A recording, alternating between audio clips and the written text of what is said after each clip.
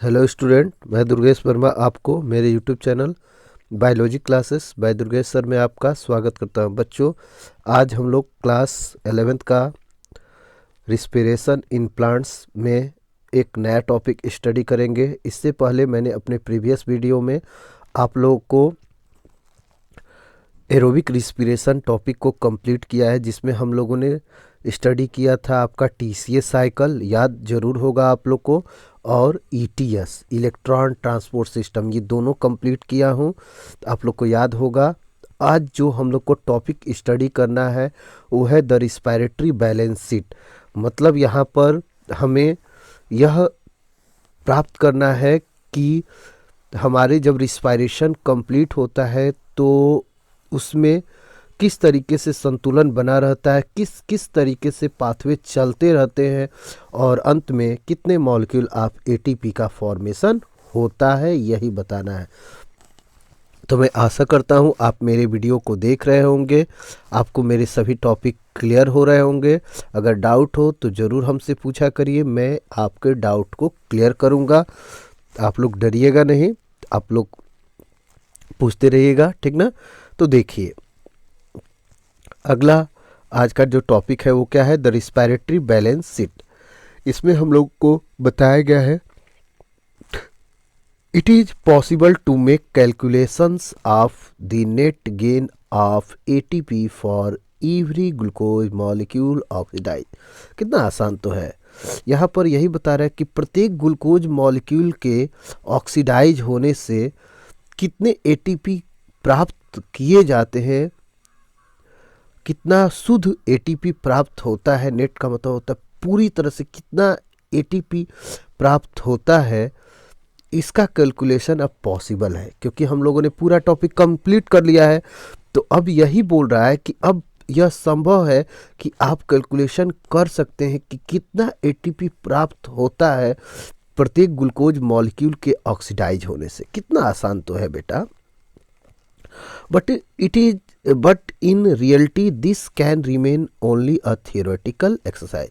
लेकिन यह एक कहा जाए तो थियोरेटिकल एक्सरसाइज ही रह गया है, क्योंकि आपको पूरा कंसेप्ट क्लियर हो गया। आपको पता है कि किस स्टेज में कितने एटीपी मॉलिक्यूल बनते हैं। अगर आपने कैलकुलेशन किया होगा तो ये थियोरेटिकल ही रह गया है, मतलब लिखने वाला थ्योरी नहीं लिखते हैं, थियोरेटिकल ही एक्सरसाइज रह गया है, ठीक ना। This calculation can be made only on certain assumptions that. यह जो कैलकुलेशन है कुछ या केवल वास्तविकता के रूप में अनुमान लगाकर किया जा रहा है, क्योंकि यह पूरी तरह से कैलकुलेशन हो सकता है, हो चुका है, तो यह एक अनुमान है वो, ठीक ना। तो चलिए इसको हम लोग आगे समझे। There is a sequential orderly pathway functioning. इस एरोबिक रिस्पिरेशन में या रिस्पिरेशन में जो भी पाथवे होते हैं, जो भी स्टेप्स होते हैं, वो एक क्रमिक और सुव्यवस्थित ढंग से कार्य करते हैं। ये बता रहा है कि यह कैसे कार्य करते हैं, तो एक क्रम में और सुव्यवस्थित, मतलब एक के बाद एक जुड़े रहते हैं, वर्क करते ही रहते हैं। यही बता रहा है बेटा, बड़ा आसान है, ठीक ना। With one substrate forming the next, एक सबस्ट्रेट जो होता है वह दूसरे को फॉर्म करता है। एंड विथ ग्लाइकोलिसिस, किसके द्वारा, किसके साथ, ग्लाइकोलिसिस, टीसीएस साइकिल और ETS pathway following one after another. जो एक सबस्ट्रेट के बाद दूसरा सबस्ट्रेट बनता रहता है, एक के बाद एक, यह किस प्रोसेस के दौरान होता रहता है बेटा, तो आपको पता ही होगा, glycolysis, TCA and ETS pathway के द्वारा, ठीक ना। एक सबस्ट्रेट का दूसरे सबस्ट्रेट में कन्वर्जन होता रहता है और ये एक दूसरे के बाद आते रहते हैं। कितना आसान है बेटा। देखिए, एनएडीपी सिंथेसाइज जो हुआ है ग्लाइकोलिसिस में, वह ट्रांसफर होता है किसमें, माइटोकॉन्ड्रिया में। जो भी एनएडीएच बनता है, आपको याद होगा ग्लाइकोलिसिस मैंने बताया है, वहाँ भी आपके एनएडीएच बना था। तो जो एनएडीएच बना होता है ग्लाइकोलाइसिस में बना होता है, वो ट्रांसफ़र किस में हो जाता है, माइटोकॉन्ड्रिया में। और माइटोकॉन्ड्रिया में ऑक्सीडेटिव फास्फोराइलेशन के द्वारा एनर्जी का प्रोडक्शन होता है। एटीपी का फॉर्मेशन होता है। सब बता चुका हूँ, याद करिएगा आप लोग। अब बता रहा है कि none of the intermediates in the pathway are utilise to synthesise any other compound. कोई इस पाथवे के दौरान कोई बीच में कोई अदर कंपाउंड आपका पार्टिसिपेट नहीं करता है या अदर कंपाउंड का फॉर्मेशन नहीं होता है, अदर कंपाउंड का सिंथेसिस नहीं होता है। जो इस प्रोसेस के ड्यूरेशन में सिंथेसाइज होने वाले होते हैं उन्हीं का केवल फॉर्मेशन होता है। यही बातें बता रहा है, ठीक ना। अब only glucose is being respired, केवल ग्लूकोज का ही रिस्पिरेशन होता है। No other alternative substrate are entering in the pathway at any of intermediary stage. बता रहा है कि केवल ग्लूकोज का ही रिस्पिरेशन होता है, कोई दूसरा सबस्ट्रेट अल्टरनेटिव सबस्ट्रेट इसमें इंटर नहीं करता है इस पाथवे में, और न ही कोई इंटरमीडिएटरी स्टेज होती है, ठीक ना। ये सब याद रखिएगा बेटा, ठीक ना। तो पूरे कंसेप्ट में अभी तक हमने क्या समझा कि जो रिस्पायरेशन होता है यह एक क्रमिक सुव्यवस्थित ढंग से होने वाला एक पाथवे है, और इस पाथवे में एक सबस्ट्रेट दूसरे सबस्ट्रेट में कन्वर्ट होता रहता है, और उस कन्वर्ट होने में जो प्रोसेस, जो साइकिल चलता है, जो स्टेप होते हैं वो होते हैं ग्लाइकोलाइसिस, टीसीएस साइकिल और ईटीएस। और इसमें बता रहा है कि सबसे पहले यह प्रोसेस साइटोप्लाज्म में होता है, ग्लाइकोलाइसिस। और साइटोप्लाज्म में जब ग्लाइकोलाइसिस होता है तो जो NADPH बना होता है वो ट्रांसफ़र हो जाता है माइटोकॉन्ड्रिया में, जहाँ पर उसका ऑक्सीडेटिव फॉस्फोराइलेशन होता है और ATP का फॉर्मेशन होता है। इस पाथवे के चलने के दौरान में ग्लाइकोलाइसिस, TC और ETS के दौरान कोई दूसरा पाथवे स्टार्ट या उपयोग में नहीं किया जाता है, या कोई अदर सबस्ट्रेट, अदर कंपाउंड भी नहीं बनता है, ये बताया जा रहा है, ठीक ना। और यह प्रोसेस जो रिस्पिरेटरी बैलेंस या रिस्पिरेशन जो होता है वो उसमें ग्लूकोज ही रिस्पायर्ड होता है, ग्लूकोज का ही रिस्पिरेशन होता है।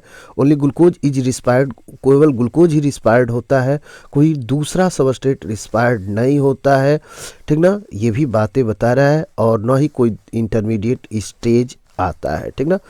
But this kind of assumption are not really valid in the living system. लेकिन इस तरीके का जो अनुमान है यह वास्तविक रूप से तो वैलिड नहीं है लिविंग सिस्टम में। ऑल पाथवे वर्क साइमल्टेनियसली, और सभी जो पाथवे होते हैं एक साथ काम करते हैं। ये जितने भी पाथवे होते हैं वो एक साथ काम करते हैं। And do not takes place one after another. ये नहीं है कि ग्लाइकोलाइसिस हो रहा है तो क्रेब्स साइकिल नहीं होगा, क्रेब्स साइकिल हो रहा है तो ये नहीं होगा, मतलब ये एक साथ होते रहते हैं। ग्लाइकोलाइसिस भी हो रहा है, उधर आपका TCS साइकिल भी हो रहा है, उधर ETS भी हो रहा है, ये कंटिन्यूअस होता रहता है, जिससे कि जो भी सबस्ट्रेट की कमी आएगी तुरंत वापस मिल जाएगा। अगर ग्लाइकोलाइसिस रुक जाए, पहले TCA हो जाए, तो आप ही जानते हो कि बिना ग्लाइकोलाइसिस के ATP नहीं बनेगा और NADPH नहीं बनेगा, बिना NADPH के ATP नहीं बनेगा। तो इसलिए बता रहा है कि ये क्रमिक होता है, वो भी हो रहा है, वो भी हो रहा है, वो भी हो रहा है, तीनों एक साथ होते रहते हैं पाथवे, ठीक ना। यही बता रहा है, कोई ये नहीं कि दूसरा पाथवे होगा, ये बस समझ लीजिए। तो बता रहा है कि ऑल पाथवे वर्क साइमल्टेनियस, सभी पाथवे एक साथ कार्य करते हैं, ठीक ना। And do not takes place one after another. ये नहीं है कि एक हो गया रुके रहो बाद में होगा जब आवश्यकता पड़ेगा, ऐसे नहीं है, आवश्यकता पर नहीं है। जब ये शुरू हो गए तो कंटिन्यू पूरे प्रोसेस चलेंगे, ये समझिएगा, ठीक ना। सबस्ट्रेट इंटर द पाथवे, देखिए, and are withdrawn from it as when necessary। ATP, ठीक ना। सबस्ट्रेट जो इंटर कर जाते पाथवे में, and are withdrawn from it, जो जिनको वापस लाया जाता है, एंड व्हेन नेसेसरी, जब आवश्यकता होती है। मतलब यह प्रोसेस को नियंत्रित किया जा सकता है। यही बता रहा है कि substrate enter the pathway and are withdrawn from it as and when necessary, जैसे और जब नेसेसरी होता है तब यह प्रोसेस को नियंत्रित किया जा सकता है। क्यों? क्योंकि आप जानते हो, क्योंकि यह पाथवे को नियंत्रित कर सकते हैं, वापस रोक सकते हैं। क्यों? क्योंकि ये डिपेंड है एंजाइम पर, ऑक्सीजन पर, ठीक ना। तो ये पाथवे रोका जा सकता है, नियंत्रित किया जा सकता है, लेकिन यह चलती रहती प्रोसेस है। जब ये शुरू हो जाती है तो ये तब कंप्लीट होती है जब पूरी तरह से एटीपी का फॉर्मेशन हो जाता है, जितने मॉलिक्यूल की आवश्यकता होती है, ठीक ना। बता रहा है, समझिएगा, ठीक ना। Enzyme rates are control by multiple means, enzyme के rate are control by multiple means, विभिन्न विधियों द्वारा एंजाइम के रेट को कंट्रोल किया जाता है। It is useful to do this exercise to appreciate the beauty and efficiency of living system in extraction and storing energy. यह जो पाथवे है, इसकी जो इफिशियंसी है, ये बहुत ही उपयोगी होती है लिविंग सिस्टम में। किस लिए? तो एक्सट्रैक्शन करने के लिए एनर्जी को और स्टोर करने के लिए एनर्जी को, ठीक ना। Hence there can be a net gain of 38 ATP molecules during aerobic respiration of 1 molecule of glucose। अब ये बातें हमेशा तैयार है कि एक मॉलिक्यूल ग्लूकोज के ब्रेक होने से कितने एटीपी के मॉलिक्यूल का फॉर्मेशन होता है? 38 एटीपी का फॉर्मेशन होता है। तो पूरे कंसेप्ट को आपने समझा। यह एक जो रिस्पायरेटरी बैलेंस शीट है, यह किस लिए है? कैलकुलेशन करने के लिए कितने एटीपी मॉलिक्यूल बनते हैं, और यह जो एटीपी मॉलिक्यूल बनते हैं उनकी अमाउंट अभी मैंने बताया, 38 एटीपी मॉलिक्यूल बनते हैं। और ये 3 पाथवे से होता है, ग्लाइकोलाइसिस, टीसी और ईटीएस, ठीक ना। ये बातें बताई गई है। मैं आशा करता हूँ अभी तक जितना मैंने बताया आपको क्लियर हो गया होगा, कोई डाउट नहीं होना चाहिए। अगर डाउट होगा तो आप मुझसे पूछिएगा, मैं आप लोग को बताऊँगा, डाउट क्लियर करूँगा। तो आप लोगों ने आज क्या स्टडी किया, एक बार रिवीजन कर दूं। तो रिवीजन में यही पढ़ा कि हम अब संभव है जब प्रत्येक ग्लूकोज मॉलिक्यूल से कितने एटीपी के मॉलिक्यूल को प्राप्त किया जाता है, उसका कैलकुलेशन पॉसिबल होता है। और यह जो रिस्पायरेशन का जो प्रोसेस है, यह एक क्रम में होता है, एक सुव्यवस्थित ढंग से होता है। और एक सबस्ट्रेट के फॉर्मिंग होने के बाद नेक्स्ट का बनना जो है वो कंटिन्यू रहता है। साथ में ग्लाइकोलाइसिस, टीसी और ईटीएस साइकिल जो होते हैं, यह एक दूसरे को फॉलो करते रहते हैं, एक दूसरे के साथ वर्क करते रहते हैं।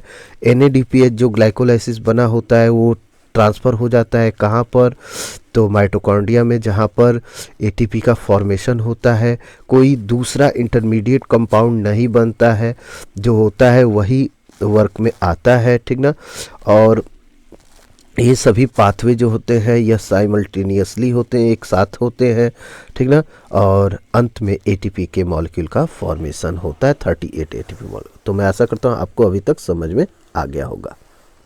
आगे जो कंसेप्ट है वो आपके बुक में दिया गया है, आप लोग देखिए। वो कंसेप्ट जो है वो है आपका डिफरेंट करना किसके बिटवीन? फर्मेंटेशन और एरोबिक रिस्पिरेशन। तो आपको पता है कि फर्मेंटेशन जो होता है उसमें ग्लूकोज का पार्शियल ऑक्सीडेशन होता है, देखिएगा आपके बुक में दिया है, जबकि एरोबिक रिस्पिरेशन में ग्लूकोज का कंप्लीट ऑक्सीडेशन होता है, ठीक ना। इसके बाद आपको याद होगा कि ग्लूकोज के कंप्लीट ऑक्सीडेशन CO2 और H2O के मॉलिक्यूल रिलीज होते हैं। साथ में दूसरा जो दिया गया है कि आपके फर्मेंटेशन में प्रोसेस जो होता है उसमें केवल 2 ATP मॉलिक्यूल का ही फॉर्मेशन होता है, जबकि आपका जब एरोबिक रिस्पिरेशन होता है तो 38 ATP या लॉट्स ऑफ एनर्जी का फॉर्मेशन होता है। यही आपका एरोबिक रिस्पिरेशन और फर्मेंटेशन में डिफरेंट दिया गया है। एरोबिक फर्मेंटेशन जो होता है यह आपके साइटोप्लाज्म में होता है, जबकि आपका एरोबिक रिस्पिरेशन होता है यह माइटोकॉन्ड्रिया में होता है। तो ये सब बातें आप याद रखिएगा, यही आपके बुक में दिया गया है। इसके बाद हम लोग पढ़ेंगे कल एम्फीबोलिक पाथवे और RQ, 2 टॉपिक है। उसके बाद आपका ये लेसन कंप्लीट हो जाएगा। मैं आशा करता हूँ आप ज़रूर समझ रहे होंगे। Okay, thank you.